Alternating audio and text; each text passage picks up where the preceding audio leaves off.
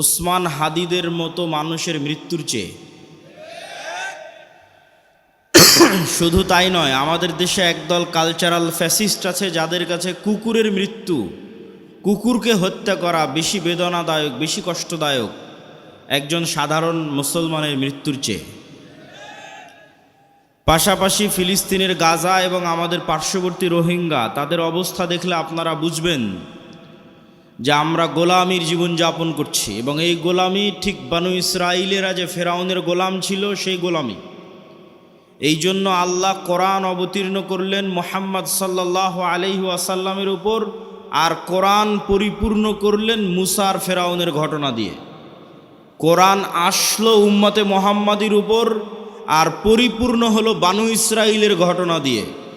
কেননা এই উম্মতে মুহাম্মাদি একদিন বানু ইসরাইলের ভাগ্য বরণ করবে। যা রাসূলুল্লাহ সাল্লাল্লাহু আলাইহি ওয়াসাল্লাম বলেছেন, এক জুতার পাট আর এক জুতার পাটের সাথে যেভাবে মিলে যায়, আমার উম্মত বানু ইসরাইলের সাথে সেভাবে মিলে যাবে।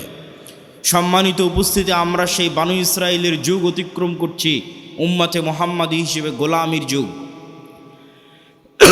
আর মুসা আলাইহিস সালাতু ওয়াস সালাম যেই পদ্ধতিতে বানু ইসরাইলকে আজাদ করেছেন, স্বাধীন করেছেন, ওটাই রাস্তা উম্মতে মুহাম্মাদিকে মুক্ত করার, আজাদ করার, স্বাধীন করার। তো সেই রাস্তা আপনাদের সামনে তুলে ধরা আজকের বক্তব্যের বিষয়বস্তু। তবে বক্তব্যের শুরুতে আরেকটি জরুরি গুরুত্বপূর্ণ কথা। এই যে আল জামিয়া সালাফিয়ার বিবরণ শুনলেন, আপনারা রংপুর বিভাগের মানুষ, দিনাজপুরের মাটিতে এই যে বিশাল প্রতিষ্ঠান, বিশাল মসজিদ, ভবিষ্যতে একাডেমিক ভবন, আবাসিক ভবন, এগুলো যে গড়ে উঠতেছে, এগুলো শায়েখ আব্দুর রাজ্জাক বিন ইউসুফ বারবার আপনাদের বক্তব্যে বলেছে যে বিদেশি কোনো এনজিওর টাকায়, বিদেশি কোনো যে সংস্থা বা বিদেশি কারো এরকম কোনো টাকায় নয়, বরং আপনাদের মতো সাধারণ জনগণ, আমাদের দেশেরই যারা প্রবাসে থাকে তাদের টাকায়। তো দানের কথা বললে অনেক সময় মানুষ জিনিসটাকে নেগেটিভ নেয় যে আসলে দান কেন। এই জন্য 2-5 মিনিট দানের একটু কারণ শোনেন যে দান কেন। আল্লাহ সুবহানাহু তাআলার মূলনীতি অনুযায়ী পৃথিবীতেও যদি মানুষ বিপদে পড়ে টাকা দিয়ে বাঁচার চেষ্টা করে, কেস, কোর্ট কাচারি, মামলা মোকদ্দমা, মেডিকেল, এই যে ওসমান হাদিকে নিয়ে যাবে সিঙ্গাপুর, হেলিকপ্টার ভাড়া 50 লক্ষ টাকা, তাহলে দুনিয়াতে বিপদ আপদ পড়লে মানুষের টাকা লাগে। তো কিয়ামতের মাঠেও মানুষ যখন বিপদে পড়বে তখন টাকা দিয়ে বাঁচা যাবে, আল্লাহই টাকা দিয়ে বাঁচার সুযোগ করে দিবেন। কিন্তু আজকে দুনিয়াতে বিপদে পড়ে ওর কাছ থেকে চেয়ে নিয়ে টাকা একত্রিত করতেছি, কিয়ামতের মাঠে কারো কাছ থেকে চেয়ে টাকা একত্রিত করার সুযোগ থাকবে না। এই দুনিয়াতেই যে টাকা আমি পরকালের অ্যাকাউন্টে জমা করে গেছি, ওই টাকায় আমি যদি কিয়ামতের মাঠে ধনী অবস্থায় উঠি, যে কোটি কোটি টাকা আমার নামে জমা হয়ে আছে, তাহলে আমিও কিয়ামতের মাঠের বিপদ টাকা দিয়ে বেঁচে যাব। দলিল কোথায়? আল্লাহ নিজেই পৃথিবীতে জরিমানার সিস্টেম করেছে ইবাদতের কমতিতে, গুনাহের কাফফারায়। রমজান মাসে যখন তুমি স্ত্রীর সাথে সাংসারিক জীবনে গেছো, তখন তোমার কাফফারা হচ্ছে গোলাম আজাদ করা, 60 জন মিসকিনকে খাওয়ানো। তো গোলাম আজাদ করতে টাকা লাগে, 60 জন মিসকিনকে খাওয়াতে টাকা লাগে। তাহলে গুনাহের কাফফারায় টাকা, ইবাদতের কমতিতে টাকা। তুমি হজ করতে গেছো, উমরা করতে গেছো, হজ উমরা করতে গিয়ে কোথাও ভুল ত্রুটি হয়েছে, মুআল্লিম বলবে দম দাও, দম মানে খাসি, দুম্বা কুরবানি করতে হবে। তাহলে ইবাদতের কমতিতে টাকা। এখন পৃথিবীর কোনো মানুষ গ্যারেন্টি দিতে পারবে না যে আমি আমার ইবাদতের জোরে জান্নাতে যাব, কেননা কেউ গ্যারেন্টি দেওয়া কঠিন যে আমি ফরজ সালাত একদিনও মিস দেইনি, একদিনও কাজা করিনি 10 বছর বয়স থেকে। কেউ যদি গ্যারেন্টি দেয় হ্যাঁ আমি গত 30 বছর 40 বছর এক ওয়াক্ত কাজা করিনি, এটা গ্যারেন্টি দেওয়া কঠিন।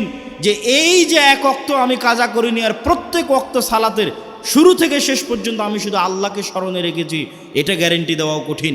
এই জন্য মানুষ ইবাদতের চ্যালেঞ্জে জান্নাতে যাওয়ার চ্যালেঞ্জ দিতে পারবে না, ঠিক গুনাহ থেকে মুক্ত থাকার গ্যারেন্টি কেউ দিতে পারবে না যে আমি নিষ্পাপ, আমি নিষ্কলুষ, আমি পাপ মুক্ত, এই গ্যারেন্টি কেউ দিতে পারবে না।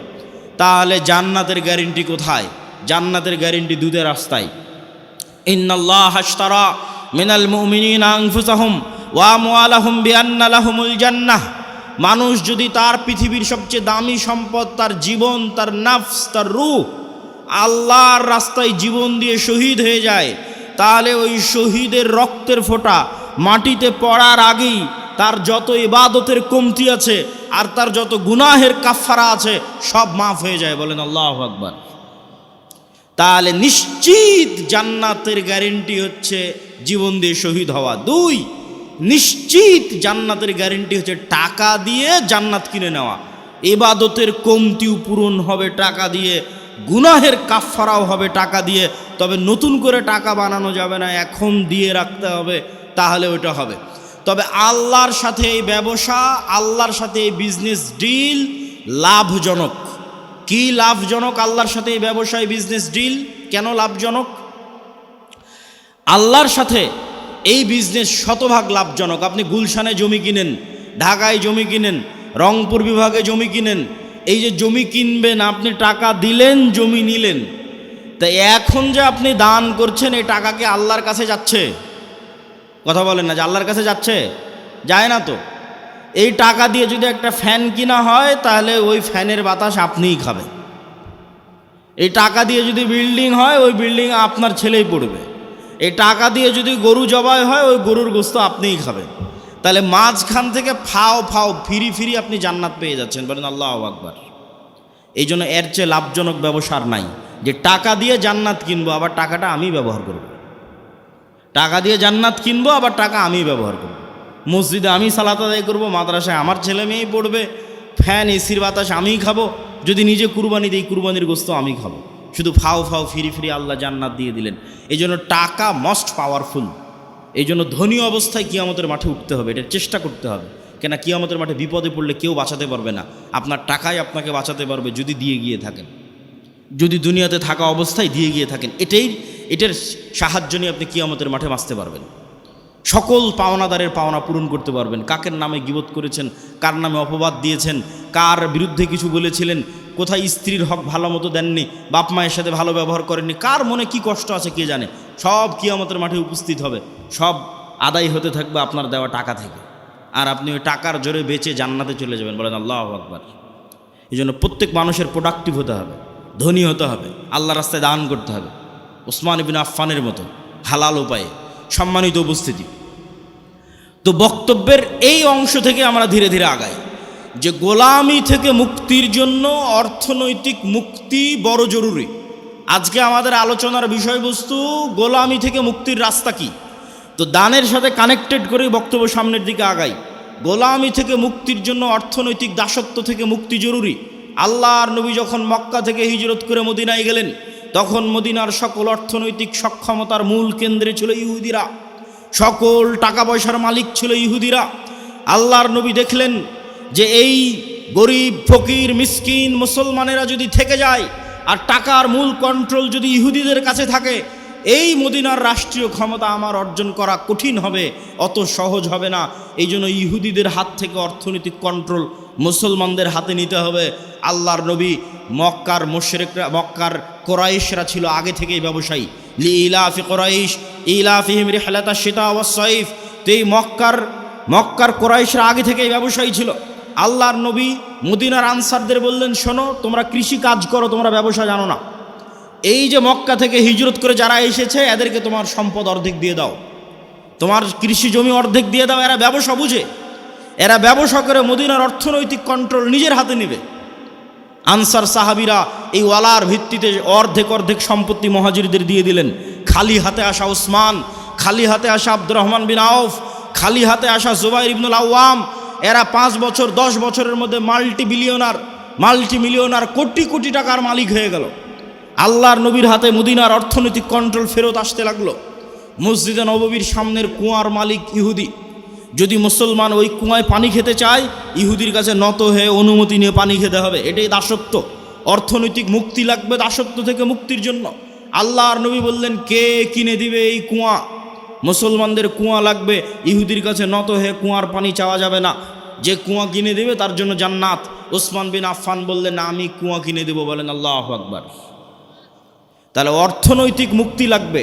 মুসলমানেরা যেন অর্থনৈতিক মুক্তি না পায়, দাসত্বের জিঞ্জিরে যেন আবদ্ধ থাকে, এই জন্য ইহুদিদের তৈরি করা, পাশ্চাত্যের তৈরি করা সবচেয়ে বড় অস্ত্রের নাম হচ্ছে সুদ। সবচেয়ে বড় অস্ত্রের নাম সুদ। আল্লাহ দিয়েছেন কর্জে হাসানা, আর ইহুদি খ্রিস্টান, IMF, ওয়ার্ল্ড ব্যাংক, পাশ্চাত্য বিশ্ব দিয়েছে সুদ। আর সুদ হচ্ছে মানুষকে গোলাম বানায়। আপনি হিস্ট্রি স্টাডি করে দেখেন, ফেরাউন বানু ইসরাইলদের কি দিয়ে গোলাম বানাতো, আশ্চর্য হবেন। ফেরাউন বানু ইসরাইলদের যেই পদ্ধতি দিয়ে গোলাম বানাতো, তার একটা পদ্ধতি সুদি লেনদেন, সুদের কর্জ। আর সুদের কর্জের মিনিস্টার ছিল কারুন। এই জন্য আপনারা কারুনের নাম শুনেছেন। ফেরাউনের একটা বড় মন্ত্রীর নাম হচ্ছে কারুন, যার কাছ থেকে সুদের অর্থ লেনদেন করতো বানু ইসরাইলেরা। সব সুদের ঋণী ছিল, এই জন্য সব গোলাম ছিল। তাহলে বানু ইসরাইলকে গোলাম বানানোর একটা স্ট্র্যাটেজি ছিল সুদ। আজকের মুসলিম উম্মাহকে গোলাম বানানোর একটা স্ট্র্যাটেজি হচ্ছে সুদ। পুরো দেশ গোলাম সুদের ঋণের কারণে। পুরো একটা মুসলমানদের বলে পারমাণবিক শক্তির অধিকারী পাকিস্তান, এই পুরো একটা রাষ্ট্র গোলাম শুধু এই সুদি ঋণের কারণে। ওই যে বাপ দাদার কাছ থেকে, প্রভুর কাছ থেকে সুদ নিয়ে রেখেছে, ওদের পারমিশন ছাড়া ওই পারমাণবিক অস্ত্রে চাপও দিতে পারবে না, ফাও, কোনো কাজ নাই। তাহলে মুক্তির জন্য অর্থনৈতিক মুক্তি খুবই জরুরি। আর এই অর্থনৈতিক মুক্তির জন্য সুদের আযাব থেকে মুক্তি জরুরি। সুদ কেন গোলাম বানায়? রাসূলুল্লাহ সাল্লাল্লাহু আলাইহি ওয়াসাল্লাম তার বহু দোয়ায় বলেছেন, আল্লাহুম্মা ইন্নী আউযুকা মিনাল মা'সামি ওয়াল মাগরাম। হে আল্লাহ, গুনাহ থেকে বাঁচতে চাই, ঋণ থেকে বাঁচতে চাই। আল্লাহর নবী বহু দোয়ায় বলেছেন, হে আল্লাহ, যালঈদ দাইনি ওয়া গালাবাতির রিজাল। ঋণের বোঝা থেকে বাঁচতে চাই, মানুষের আধিপত্য থেকে বাঁচতে চাই। আল্লাহর নবীকে সাহাবীরা জিজ্ঞেস করলেন, হে আল্লাহর নবী, কেন আপনি ঋণের বোঝা থেকে বাঁচার জন্য এত দোয়া করেন? রাসূল সাল্লাল্লাহু আলাইহি ওয়াসাল্লাম বললেন, মানুষ যখন ঋণ নেওয়া শুরু করে তখন মানুষ মিথ্যা বলা শুরু করে, আর যখন মিথ্যা বলা শুরু করে তখন সে আর নেতা হতে পারে না, সে গোলাম। তাহলে আমাদের মা বোন যতজন কিস্তিতে লোন নিয়ে রেখেছে, এরা সবাই মিথ্যার প্র্যাকটিস করে। ওই কিস্তি মিস দেওয়ার জন্য, মাফ করার জন্য আর সন্তানকে পর্যন্ত মিথ্যা বলায়। তাহলে পুরো একটা কম যখন মিথ্যুক অবস্থায় গড়ে উঠতেছে, সুদের জন্য মিথ্যার প্র্যাকটিস করতেছে, এরা গোলাম, এরা জীবনে কোনোদিন নেতা হতে পারবে না। তাহলে নেতা হতে হলে সুদি লোন থেকে বাঁচতে হবে, কর্জ থেকে বাঁচতে হবে, যেন মিথ্যা না বলা লাগে, মিথ্যা বলা থেকে বাঁচতে হবে, নাহলে নেতা হতে পারবেন না।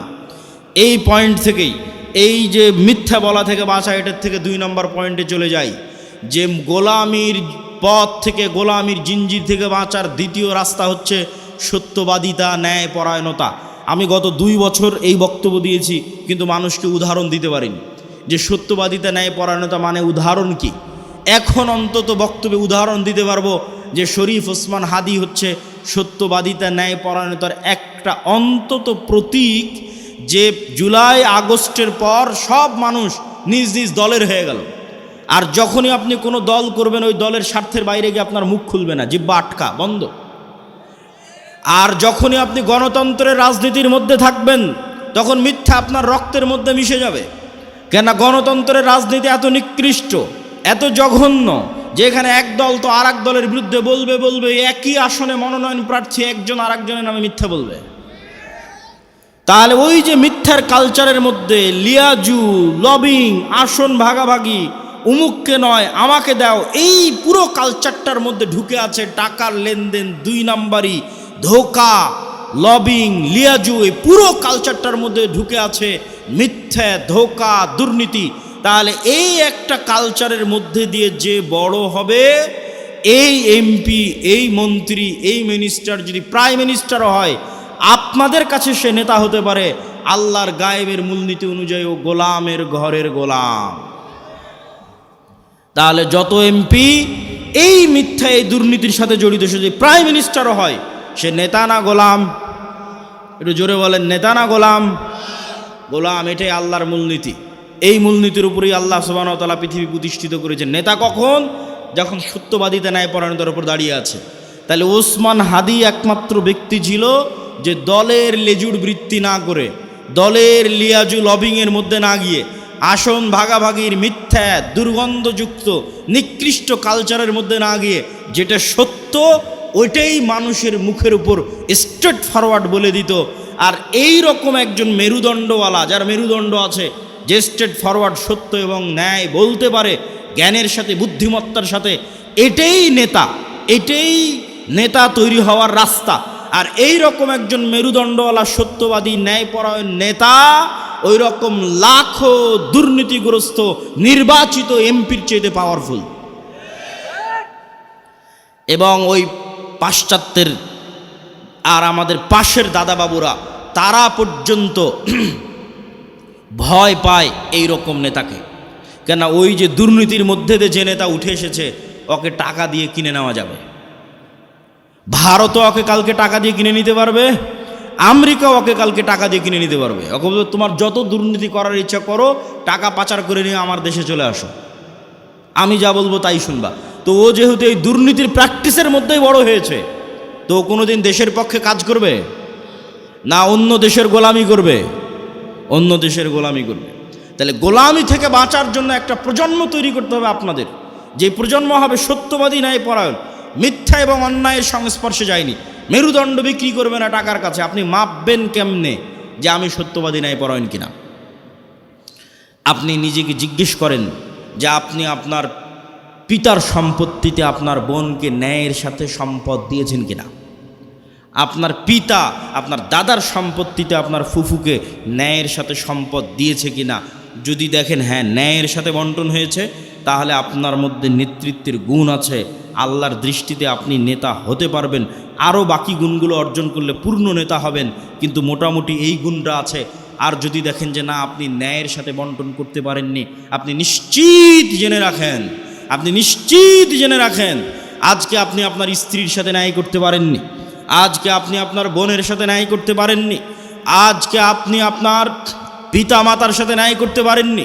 ওয়াল্লাহি আল্লাহর কসম করে বলছি, ওয়াল্লাহি আল্লাহর কসম করে বলছি, যে তার বোন তার ফুফুর সাথে ন্যায় করতে পারেনি, এই ব্যক্তিও যদি নির্বাচিত হয়ে ক্ষমতায় আসে, সেও গত 16 বছরের চেয়ে বড় দুর্নীতিবাজ হবে। তাহলে নেতা তখনই তৈরি হবে যখন ন্যায় এবং সত্যবাদিতা তার রক্তের মধ্যে থাকবে। আর মিথ্যা গোলামির কালচার। ইব্রাহিম আলাইহিস সালাতু ওয়াস সালামের 2 সন্তান, এক সন্তানের নাম ইসহাক, আর এক সন্তানের নাম ইসমাইল। ইসহাককে রেখে দিলেন জেরুজালেমে, আর ইসমাইলকে রেখে দিলেন মক্কায়। ইসমাইল থেকে না মোহাম্মদ পর্যন্ত এই দীর্ঘ সময়ে এই বানু ইসরাইলের সাথে কি হচ্ছে দেখেন, শর্টকাট।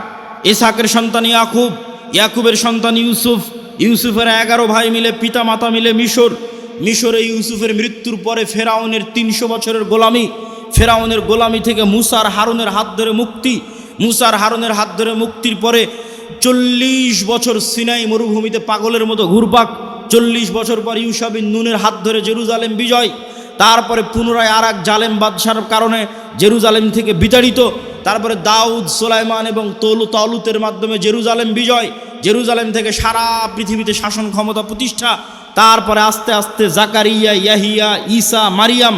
এই যে দীর্ঘ সময় বানু ইসরাইলের, এই দীর্ঘ সময়ে বানু ইসরাইলের চরম উত্থান পতন হয়েছে, 2-3 বার গোলামির জিঞ্জিরে আবদ্ধ হয়েছে। তার মধ্যে সবচেয়ে বড় গোলামি ছিল ফেরাউনের 300 বছর। এই গোলামির জিঞ্জিরে আবদ্ধ হওয়ার কারণে এরা নবীর সন্তান হওয়ার পরও, ইব্রাহিমের সন্তান হওয়ার পরও, ইসহাকের সন্তান হওয়ার পরও এরা মিথ্যা বলা, ধোকা দেওয়া, 2 নম্বরই রাস্তা শিখে নিয়েছিল। এই জন্য আল্লাহ বলল শনিবারের দিন তোমরা মাছ ধরবা না। দাউদ কোরআন পড়ে, মাছেরা কোরআন শুনতে আসে, জাবুর শুনতে আসে। এরা করলো কি, শনিবারের দিন মাছগুলো আটকে রেখে দিল, রবিবারের দিন ধরলো। কি পরিমাণ ধোকাবাজ! অথচ এরা নবীর সন্তান, ইব্রাহিমের সন্তান, এই সিলসিলার সন্তান।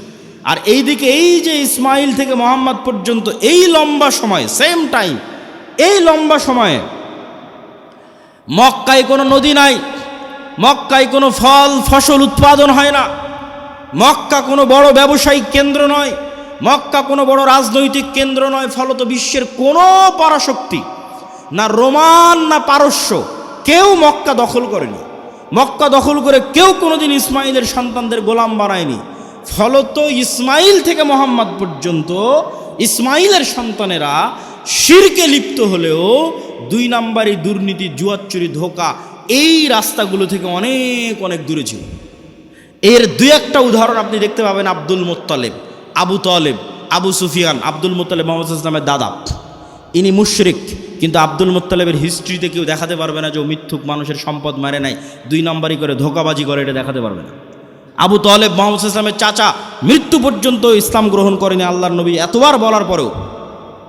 কিন্তু আবু তালেব সত্যবাদী ছিল, ন্যায়পরায়ণ ছিল, মানুষকে ধোকা দিয়ে, মানুষের টাকা নিয়ে মেরে খাওয়া, জুয়ার চুরি, ধোকাবাজি এগুলো বুঝতো না। এই জন্য আল্লাহর নবী বলে গেছে, আল আইম্মাতু মিন কুরাইশ, মক্কা বিজয়ের পর প্রায় সব কুরাইশ ইসলাম গ্রহণ করে নিয়েছিল। সব মক্কা বিজয়ের আগ পর্যন্ত তারা কাফের থাকতে পারে, আল্লাহ নবীর সাথে যুদ্ধ, মারামারি সব কিছু করেছে, কিন্তু মক্কা বিজয়ের পর প্রায় সব কুরাইশ ইসলাম গ্রহণ করে নিয়েছে। আল্লাহ নবী বলেন, আল আইম্মাতু মিন কুরাইশ, আমার উম্মতে যতদিন নেতা হবে, খলিফা হবে, কুরাইশ বংশ থেকে হবে, ইসমাইলের সন্তান থেকে হবে। আবু বকর কুরাইশ বংশের, ওমর কুরাইশ বংশের, ওসমান কুরাইশ বংশের, আলী কুরাইশ বংশের, সব ইব্রাহিমের সন্তান, ইসমাইলের সন্তান। সম্মানিত উপস্থিতি, কি বুঝালাম এটার থেকে?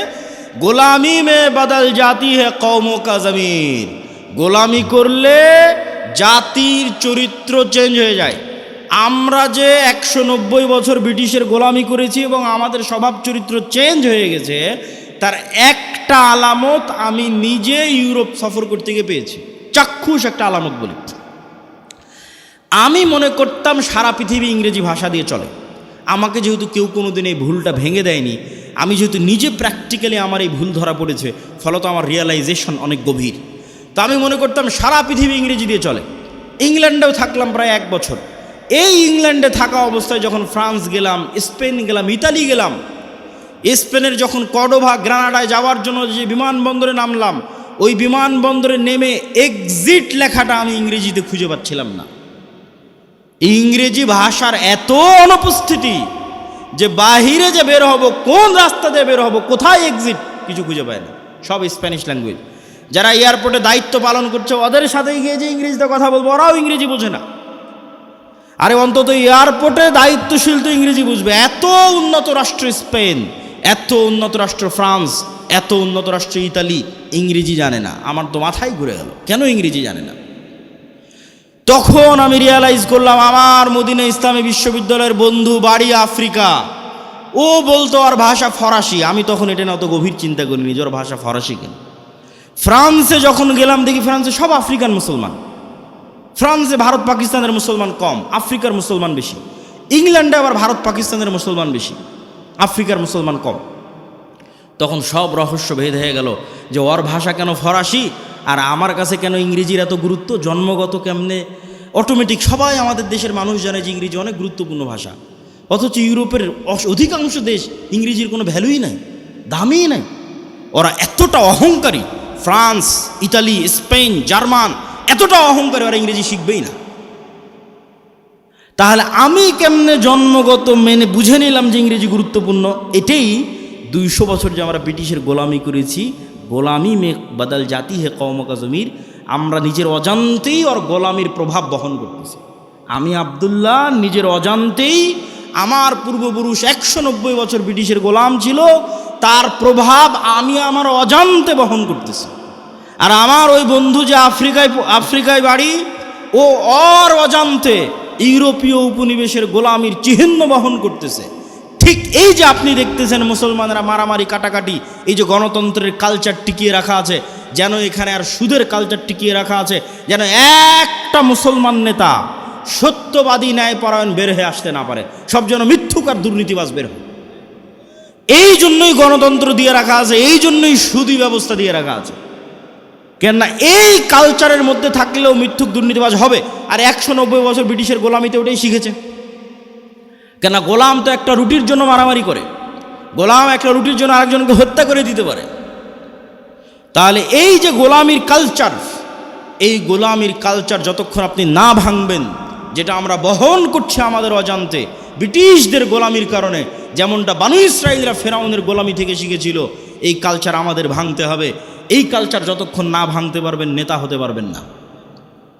সত্যবাদী ন্যায়পরায়ণ হন, ইসমান হাদির মতো অটোমেটিক নেতা হয়ে যাবেন।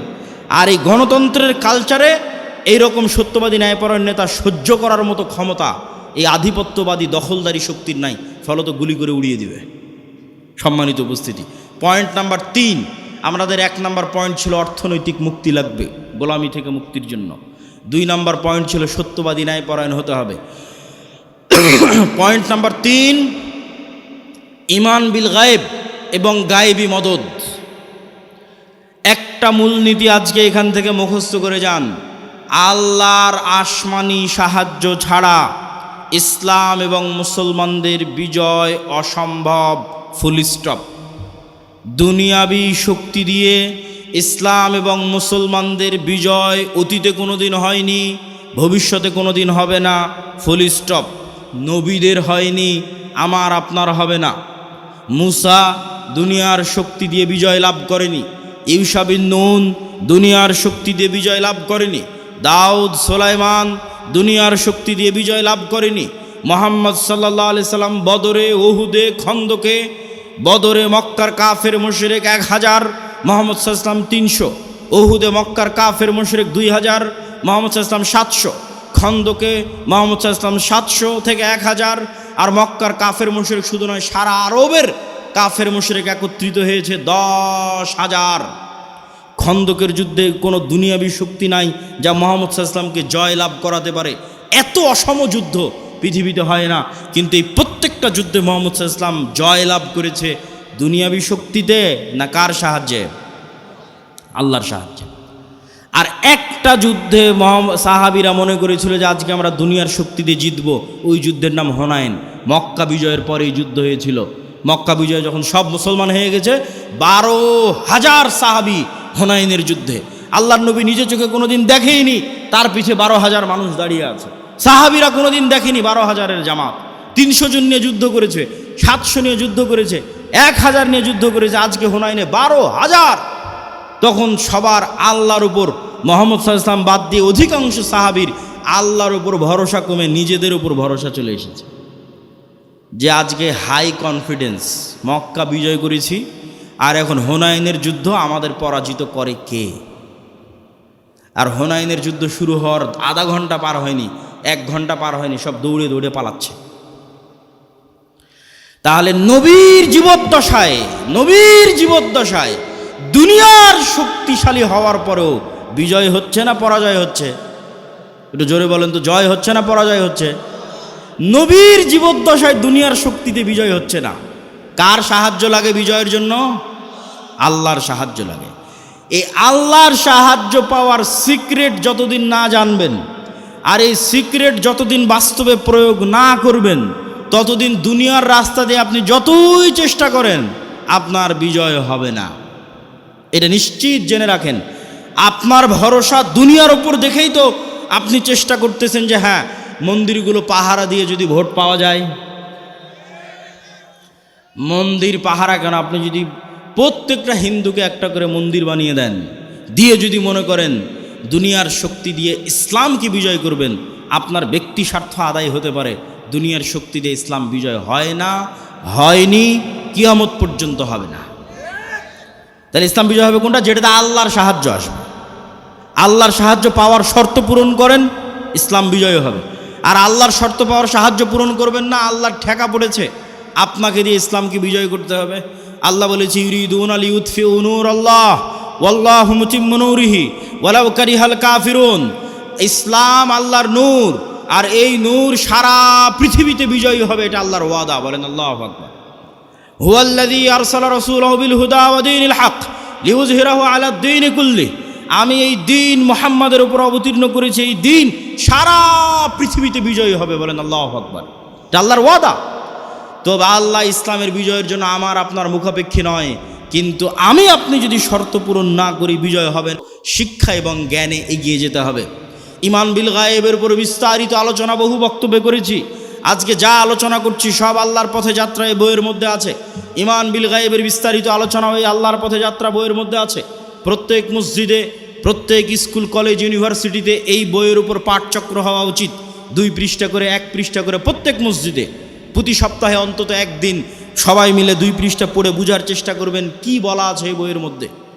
এই বই থেকে আমাদের আল্লাহর পথে যাত্রা তথা আল্লাহর সাথে সম্পর্ক, ঈমান বিল গায়েবের যাত্রাটা শুরু হবে। 2 নাম্বার শর্ত কি পূরণ করতে হবে? সৎ আমল।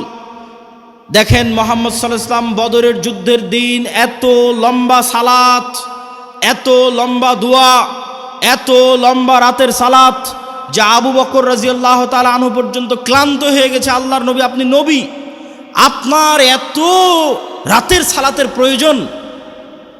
আল্লাহর নবী কেন রাতের সালাতে দাঁড়িয়ে আছে জানেন? আল্লাহর নবী আমার আপনার চেয়ে গায়েব বেশি জানে।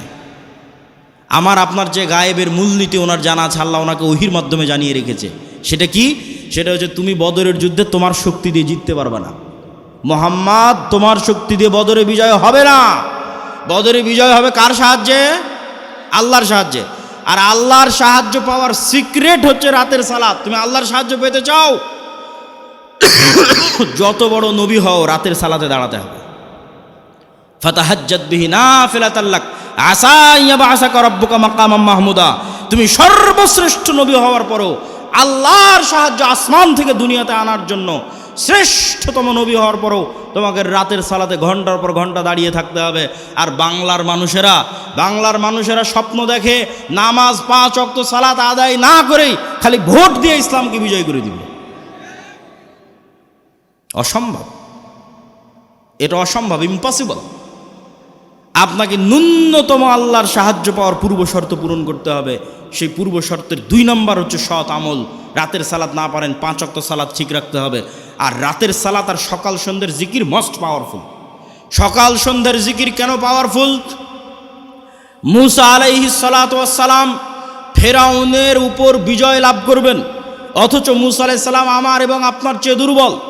মুসা আলাইহিস সালামকে আল্লাহ বলছে, যাও ফেরাউনের কাছে, ওয়ালা তানিয়া ফি যিকরি, সব সময় আমাকে স্মরণে রাখবা, জিকির ভুলবা না। জিকির না করলে তুমি জিততে পারবে না। জাকারিয়া আলাইহিস সালাতু ওয়াস সালাম আল্লাহর কাছে সন্তান চাইলেন, আল্লাহ বললেন সন্তান হবে। বন্ধা স্ত্রী, বার্ধক্য বয়স, কেমনে সন্তান হবে? আল্লাহ আলামত বলেন। আল্লাহ বললেন সকাল সন্ধ্যা জিকির করো, সন্তান হবে। সকাল সন্ধ্যা জিকির পৃথিবীর এমন বড় সিক্রেট, যা দিয়ে পৃথিবীর এমন কোনো অসম্ভব নয়, যা সম্ভব করা সম্ভব নয়। মুসা যদি ফেরাউনকে পরাজিত করতে পারে, এই অসম্ভব যদি সম্ভব হয়ে যেতে পারে, জাকারিয়াকে যদি আল্লাহ সন্তান দিয়ে দিতে পারে, তো সকাল সন্ধ্যার জিকির দিয়ে পৃথিবীর সব অসম্ভবকে সম্ভব করা যাবে। কেন? আপনার এই ইয়াকিন থাকতে হবে, ইউসাব্বিহু লিল্লাহি মা ফিস সামাওয়াতি ওয়া মা ফিল আরজ, আসমান জমিন এবং তার মধ্যে যা কিছু আছে, জীব জন্তু, জড়বস্তু, জড় পদার্থ, কীট পতঙ্গ, এই টিস্যু, এই বই, মাইক, মোবাইল, এই কাঠের ডায়াস, এই ক্যামেরা, যা দেখতে পাচ্ছি, এরা এখনও 24 ঘন্টা আল্লাহর তাসবিহ পাঠ করতেছে। বলেন আল্লাহু আকবার। এটা গায়েব। এই গায়েবের মূলনীতি আল্লাহ কোরআনে দিয়ে দিয়েছে, যে তোমরা তো গায়েব জানো না, তোমাদেরকে জানিয়ে দিচ্ছি। এরা সবাই তাসবিহ পাঠ করতেছে। তাহলে আপনিও যখন সকাল সন্ধ্যার জিকির করবেন, এরাও আপনার সেই তাসবিহ বুঝবে। সুলাইমান আলাইহিস সালামেরটা বুঝতো, সুলাইমান আলাইহিস সালাম ওদেরটাও বুঝতো। এরা পরস্পর আমি যদি সুবহানাল্লাহি ওয়া বিহামদিহি সুবহানাল্লাহিল আযীম বলি, এগুলো সব কিয়ামতের মাঠে সাক্ষী দিবে। এরা শুনছে, কিয়ামতের মাঠে সাক্ষী দিবে। বলেন আল্লাহু আকবার। মুয়াজ্জিনের আজান যত দূর পর্যন্ত যাবে, এই প্রত্যেকটা জীবজন্তু, কীট পতঙ্গ, জড়বস্তু, জড় পদার্থ, এরা শুনে, এরা নিজেরা তাসবিহ পড়ে, এরা মানুষের তাসবিহ শুনে। মুয়াজ্জিনের আজান যত দূর পর্যন্ত যাবে, পৃথিবীর প্রত্যেকটা ধূলিকণা বালিকণা কিয়ামতের মাঠে মুয়াজ্জিনের পক্ষে সাক্ষ্য দিবে। বলেন আল্লাহু আকবার। এই জন্য জিকির মোস্ট পাওয়ারফুল, সবচেয়ে পাওয়ারফুল। আল্লাহ আসমান জমিন সৃষ্টি করেছেন আওয়াজ দিয়ে, আল্লাহ আসমান জমিন ধ্বংস করবেন আওয়াজ দিয়ে। পৃথিবীর প্রত্যেক জীবজন্তু, জড়বস্তু, জড়পদার্থ সবসময় আওয়াজ বের করতেছে, আল্লাহর তাসবিহ পাঠে আওয়াজ বের করতেছে। সব ফেরেশতা সবসময় আল্লাহর তাসবিহ পাঠে আওয়াজ বের করতেছে। আওয়াজ সবচেয়ে মোস্ট পাওয়ারফুল। এই জন্য মুসলমানদের মোজেজা মুসা আলাইহিস সালাতু ওয়াস সালাম, মুহাম্মদ সাল্লাল্লাহু আলাইহি ওয়াসাল্লামের মোজেজা মুসা আলাইহিস সালামের লাঠির চেয়ে, ঈসা আলাইহিস সালামের মৃত্যুকে জীবিত করার চেয়ে বেশি পাওয়ারফুল। কেন? মুহাম্মদ সাল্লাল্লাহু আলাইহি ওয়াসাল্লামের মোজেজা কোরআন, সরাসরি আল্লাহর আওয়াজ। বলেন আল্লাহু আকবার। কোরআন পড়ে কে, বুঝে কে, জানে কে, শিখে কে? কোরআনের মধ্যেই মুসলমানদের মুক্তির রাস্তা আছে, গোলামি থেকে মুক্তির রাস্তা আছে। সম্মানিত উপস্থিতি, আমরা বক্তব্য দীর্ঘায়িত করব না, রাত গভীর করার পূর্বেই বক্তব্য শেষ করে দিব। তাহলে আমরা আমাদের পূর্ব শর্ত, যা গায়েবী মদদ পাবো, 1 নম্বর শর্ত ঈমান বিল গায়বি ইয়াকিন থাকতে হবে। 2 নম্বর শর্ত সৎ আমল থাকতে হবে। সৎ আমলের 2টা আমল খুব পাওয়ারফুল, একটা রাতের সালাত, একটা সকাল সন্ধ্যের জিকির। সব অসম্ভবকে সম্ভব করা সম্ভব এই 2টা দিয়ে। 3 নম্বর হচ্ছে শিক্ষা এবং জ্ঞান। আল্লাহ পৃথিবী যেই মূলনীতির উপর তৈরি করেছে, এই মূলনীতি আল্লাহ ভাঙে না, খুব কম সময় ভাঙে। আগুনের মধ্যে যদি সবচেয়ে বড় পরহেজগার মানুষকে নিক্ষেপ করা হয়, আগুন জ্বালিয়ে দিবে। এভাবে আগুনকে ডেভেলপ করা আছে। ইব্রাহিমের ক্ষেত্রে আল্লাহ রুল ব্রেক করেছে, সবার ক্ষেত্রে করবে না। ওই যে সূরা বুরুজের দেখেন, পুরো একটা জাতিকে আগুনে নিক্ষেপ করে দেওয়া হয়েছে, সবাইকে আগুন পুড়িয়ে দিয়েছে। সূরা বুরুজের ঘটনা, পুরো একটা জাতিকে ইমানের কারণে আগুনে নিক্ষেপ করা হয়েছে, সবাই আগুনে জ্বলে গেছে, পুড়ে গেছে, কিন্তু ইমান ত্যাগ করেনি। তাহলে এই যে মূলনীতির উপর আল্লাহ পৃথিবী সাজিয়েছে, এটা আল্লাহ সাধারণত ভাঙে না। আপনি মোবাইল যে ফাংশন ব্যবহার করবেন, ওই ফাংশন ইহুদিও ব্যবহার করলে একই সার্ভিস পাবে, মুসলমান ব্যবহার করলে একই সার্ভিস পাবে। তাহলে পৃথিবীর ফাংশন হচ্ছে, পৃথিবীকে এইভাবে ফাংশন করা আছে যে জ্ঞান অর্জন করবেও নেতা হবে, যে জ্ঞান অর্জন করবেও কি হবে, নেতা হওয়ার শর্ত কি বলেন তো, একটু জোরে বলেন তো, কি অর্জন করা? জ্ঞান অর্জন করা। দলিল, আল্লাহ নিজেই সবার চেয়ে বড় জ্ঞানী। দলিল, আদম আলাইহিস সালাম ফেরেশতা জিনের চেয়ে জ্ঞানী। দলিল, আল্লাহ তালুতকে নেতা বানিয়েছে শুধু জ্ঞানের কারণে। আর কত অসংখ্য দলিল নেবেন, তার হিসাব নাই। আজকে ইহুদি এবং খ্রিস্টানেরা পড়াশোনা, জ্ঞান, গরিমা, গবেষণা নিয়ে ব্যস্ত, আর মুসলমানের সন্তানেরা জুয়া, ফেসবুক, টুইটার, টিকটক, বিড়ি, সিগারেট, নেশা, আইপিএল, বিশ্বকাপ, ফুটবল, গণতন্ত্রের রাজনীতি, চাঁদাবাজি, যত সময় নষ্টের রাস্তা আছে এই সময় নষ্টের রাস্তায় ব্যস্ত। আপনি বলেন নেতাকে আর গোলামকে? ঢাকা বিশ্ববিদ্যালয়ে বড় স্ক্রিন লাগিয়ে যারা খেলা দেখে সময় নষ্ট করতেছে ওরা গোলাম, না অক্সফোর্ড ক্যামব্রিজে যারা পড়াশোনা জ্ঞান অর্জন করছে ওরা গোলাম? এই মূলনীতি আল্লাহ সুবহানাহু ওয়া তাআলা ভাঙবেন না যতক্ষণ না আপনি চেষ্টা না করেন। হ্যাঁ, আপনি যদি চেষ্টা করেন যে হ্যাঁ আমি জ্ঞানী হব, এই জ্ঞানী হওয়ার পাশাপাশি আগের যদি সব শর্ত পূরণ থাকে, যা যা বলেছি, আপনার যদি সৎ আমল থাকে, আপনি যদি সত্যবাদিতা, ন্যায়পরায়ণতার উপর অটল থাকেন, বিক্রি না হন, আপনার যদি ঈমান বিল গায়বে ইয়াকিন থাকে, তাহলে এরকম যদি 500টা উসমান হাদি তৈরি হয়ে যায়, এরকম যদি 500 যুবক তৈরি হয়ে যায়, তাহলে শুধু বাংলাদেশের ক্ষমতা নয়, সারা পৃথিবীর ক্ষমতা অর্জন করতে পারবেন। বলেন আল্লাহু আকবার। কোরআনের মধ্যে শুধু বাংলাদেশের ক্ষমতা অর্জনের রাস্তা দেওয়া নাই, সারা পৃথিবীর ক্ষমতা অর্জনের রাস্তা দেওয়া আছে। আল্লাহ সুবহানাহু ওয়া তাআলা আমাদেরকে কবুল করুক। বলেন আল্লাহুম্মা আমিন। আমরা যেন আমাদের একটা প্রজন্মকে এই আদর্শগুলোর উপর গড়ে তুলতে পারি।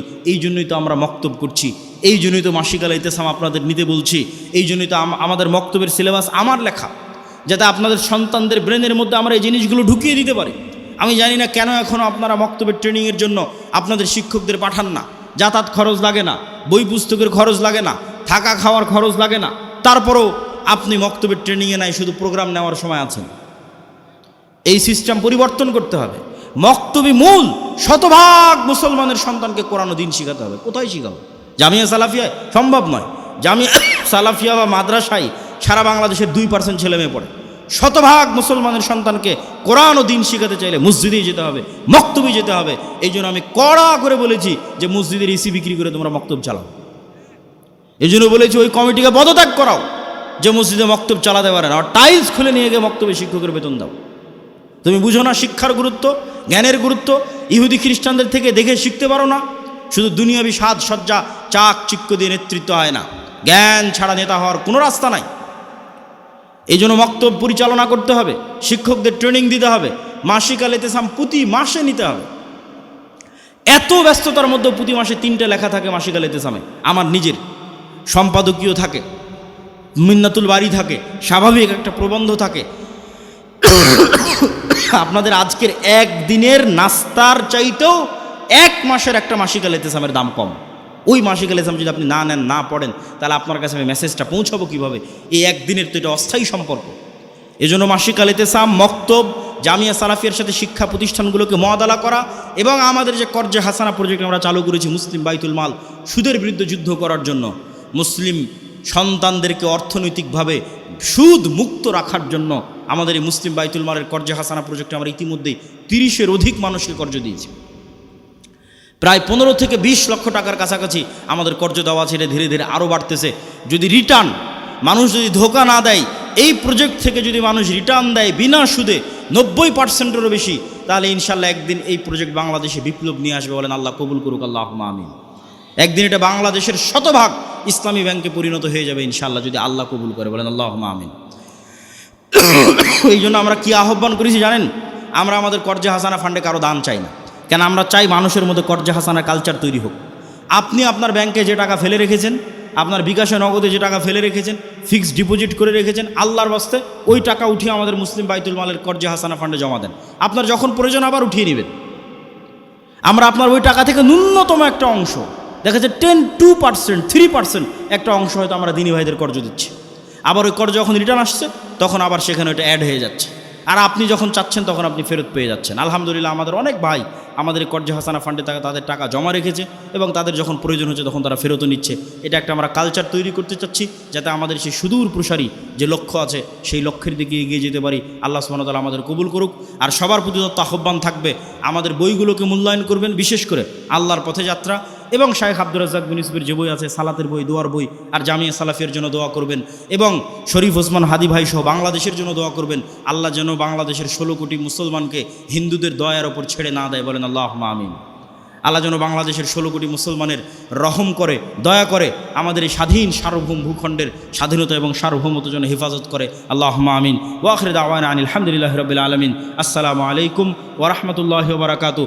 সবাই বৈঠক শেষের দোয়া পড়ি, কেননা আমার ধারণা আর তো কিছু বলার নাই। সবাই বলেন সুবহানাকা আল্লাহুম্মা ওয়া বিহামদিকা আশহাদু আল্লা ইলাহা ইল্লা আনতা আস্তাগফিরুকা ওয়া আতুবু ইলাইক। আপনারা অনেক কষ্ট করে এখানে উপস্থিত হয়েছেন।